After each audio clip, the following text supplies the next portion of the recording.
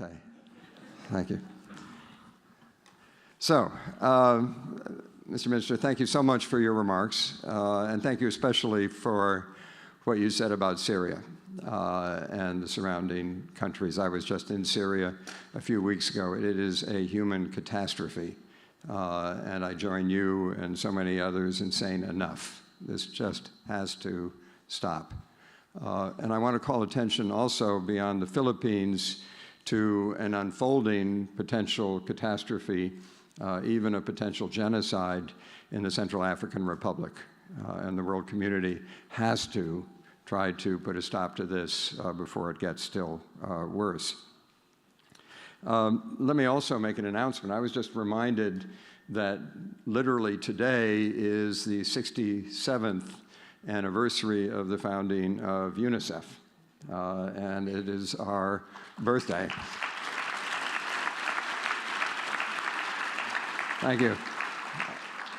Amina is not here. I think I was tempted to say, rather than continue with my speech, to ask her to come back up and sing happy birthday to UNICEF for the next 20 minutes, but I won't do that.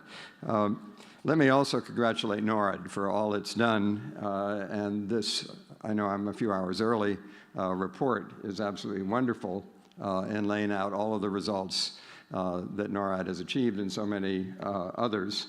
I looked at the executive summary, which is in English. This is not in English.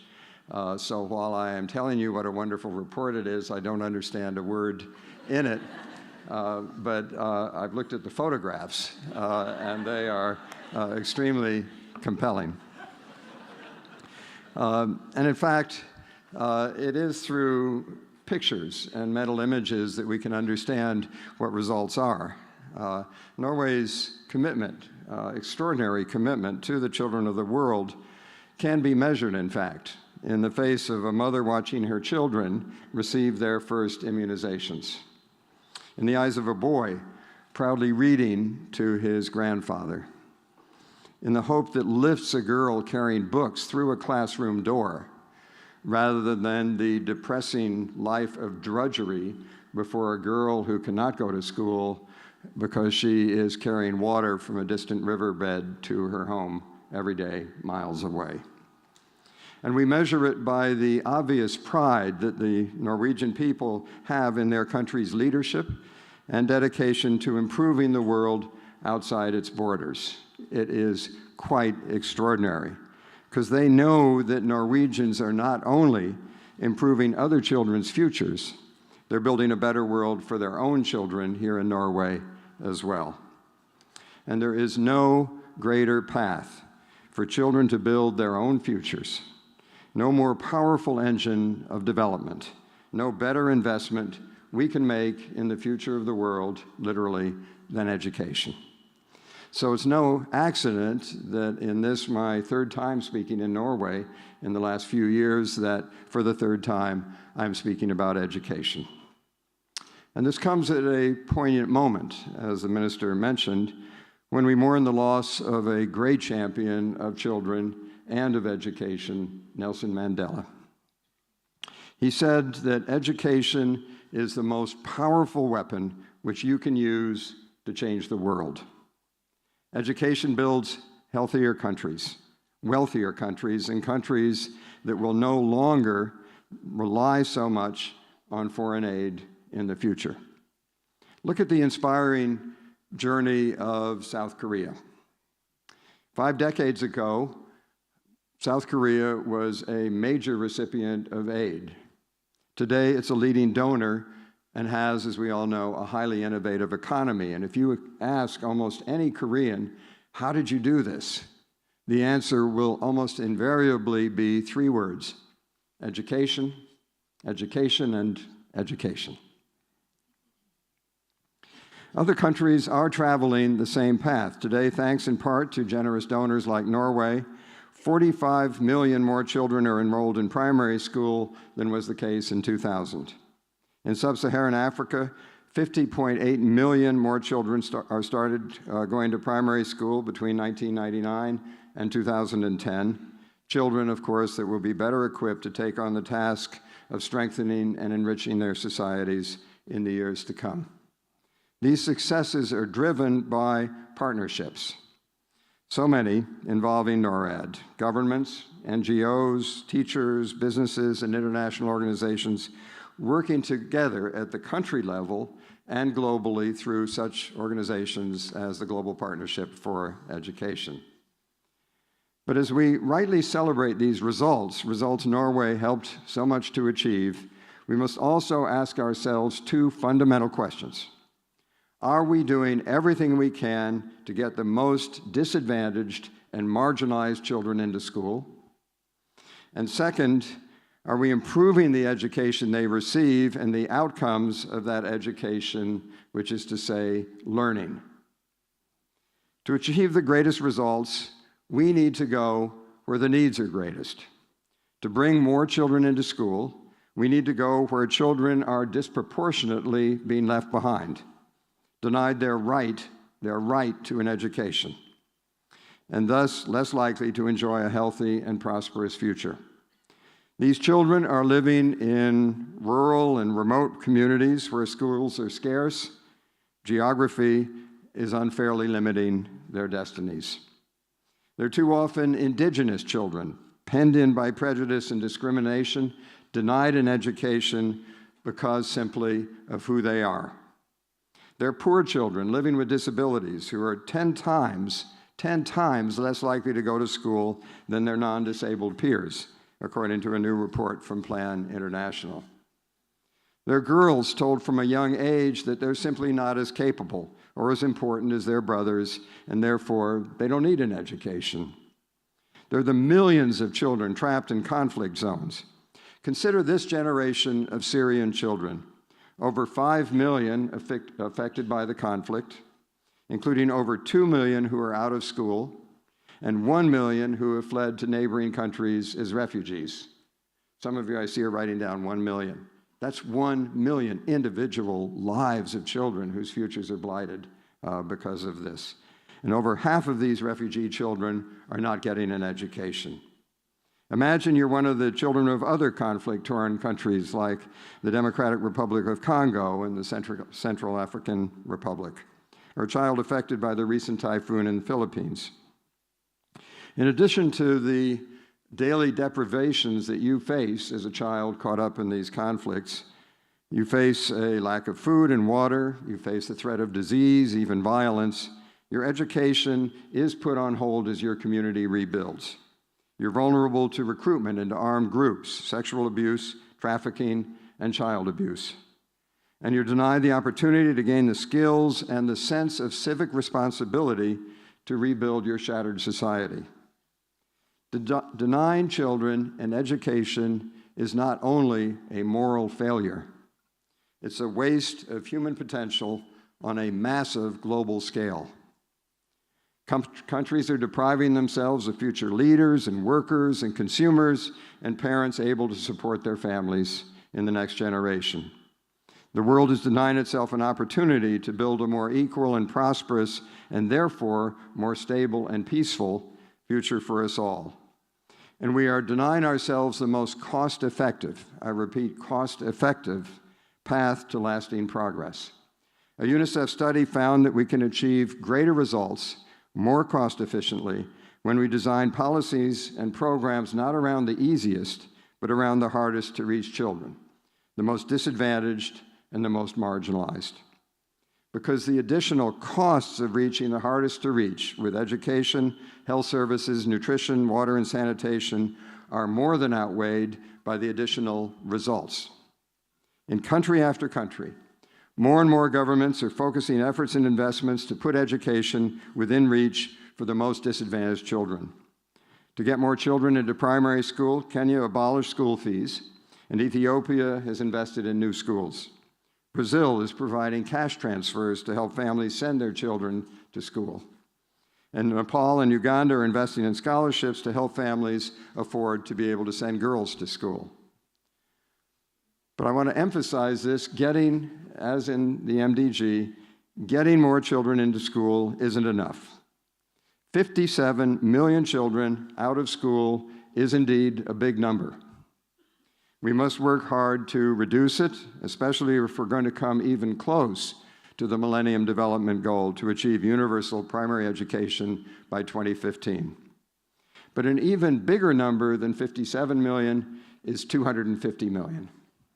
It's bigger numerically and bigger in its implication because it measures a failure greater than leaving children out of school. It is about a failure to learn.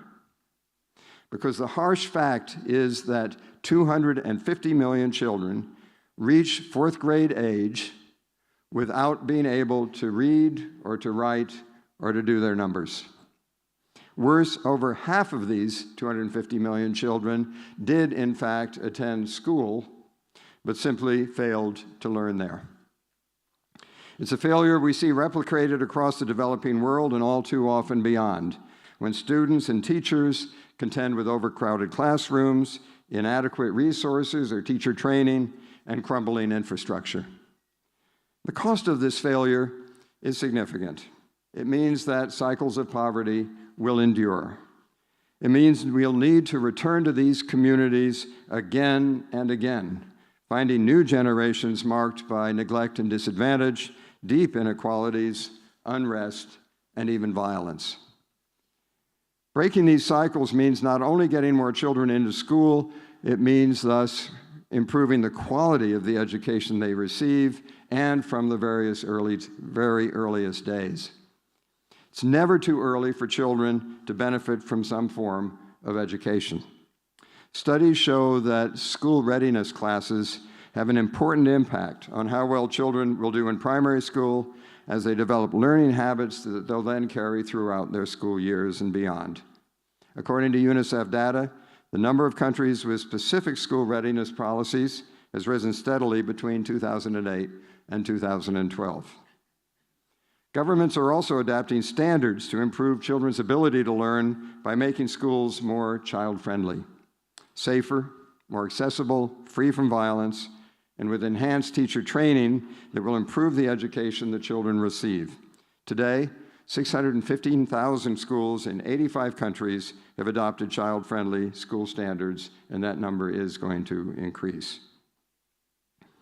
Beyond such policies, programs, and standards, efforts to get more children into school and to improve the education they receive in the most disadvantaged communities depend on our ability to harness innovations. Innovations that tell us where the needs are. Innovations to monitor and track progress. Innovations that can help get more children into school, and innovations that improve learning outcomes. First of all, we can't manage well without monitoring well. To identify where the needs are, as well as the greatest barriers to progress, UNICEF has developed the Monitoring Results for Equity System, or MORES. MORES gathers and analyzes data about progress in reducing the barriers to services like health, education, and protection, and it does it in as near real time as possible. Through it, we're developing a much clearer picture of where the gaps and the bottlenecks are. For example, whether and where traditional norms are keeping girls out of school, or forcing her to drop out, or there's an inadequate supply of teaching materials, or lack of trained teachers to reach remote communities, or the practice of corporal punishment that is keeping children away from the education that they need. Armed with this evidence, governments, with the support of international organizations and committed partners like Norway, can invest in innovations to get more children into school and improve their education. Simple, common-sense innovations like installing separate toilets for girls. New UNICEF data shows that the proportion of program countries with adequate sanitation facilities for girls in schools rose from 59% to 68% between 2008 and 2012. That's a lot of girls who didn't dare go to school before and whose future is now far brighter. Or as Argentina is doing, opening daycares on high school premises for teenage mothers to continue their education and build a better future for themselves and thus their families. Or South Africa's Techno Girl initiative, which is helping more than 10,000 adolescent girls gain the skills and experience they need by working with mentors in the corporate community there, hundreds of corporations taking part. Technological innovations are also playing an important role, especially in improving the quality of education children are receiving. For example, online education, as the minister mentioned. In Uganda, our EduTrack initiative uses mobile phones to gather real-time data from teachers and school administrators and youths. Are teachers showing up for class? What's the state of the school facilities and supply deliveries? Are there incidents of violence that need to be addressed? And South Sudan's interactive radio instruction initiative not only provides targeted daily lessons in English, math, and life skills, it includes a program for in-service teachers to improve their teaching skills. The initiative has improved student learning by 10 to 20%. Putting these innovations into action and making better, smarter, more targeted investments in the marginalized and the disadvantaged to get more children into school and improve the learning they receive will drive growth and development. Because investments in education, combined with investments in health, in nutrition, protection, they all form a symbiotic whole. Together, they provide the best possible path for societies to achieve progress and reach their development goals. A symbiotic whole. For example, when we provide nutrition to a young girl under the age of 5, we not only bolster her physical health, we prepare her brain for the years of learning to come. We also improve her children's, therefore, chances in the future. As the minister said, educated mothers are more likely to keep their own children healthy, to understand the importance of proper sanitation and hygiene, the life-protecting gift of immunizations, and good nutrition to fuel and build their young minds. And educating girls benefits the society as a whole, boosting our nation's workforce and economy while lowering population growth, as the more educated girl is, the more likely she is to marry and have smaller families later in life. Protection is important too. When young children are abused, their brain does not develop in the same way that it would have otherwise, at great cost to their learning and their own futures as well. So when we make all of these investments, we are investing in our common future for the whole world, and thus for the children here in Norway. The world cannot afford the cost of inaction, of maintaining the status quo, of indifference to the lives of millions of children and the future generations around the world. Perhaps, one of my very favorite speeches ever that I was rereading a few days ago was by Franklin Delano Roosevelt in 1936, called A Rendezvous with Destiny. And in it, he said the following: governments can err. Presidents do make mistakes. But the immortal Dante tells us that divine justice weighs the sins of the cold-blooded and the sins of the warm-hearted on different scales. Better the occasional faults of a government that lives in a spirit of charity than the consistent omissions of a government frozen in the ice of its own indifference. I visited Norway, and I am now once again during the winter. I have seen Norway frozen, but never, ever in the ice of indifference. And for that, I thank you on behalf of millions of children around the world for doing, NORAD, all of this. Thank you very much.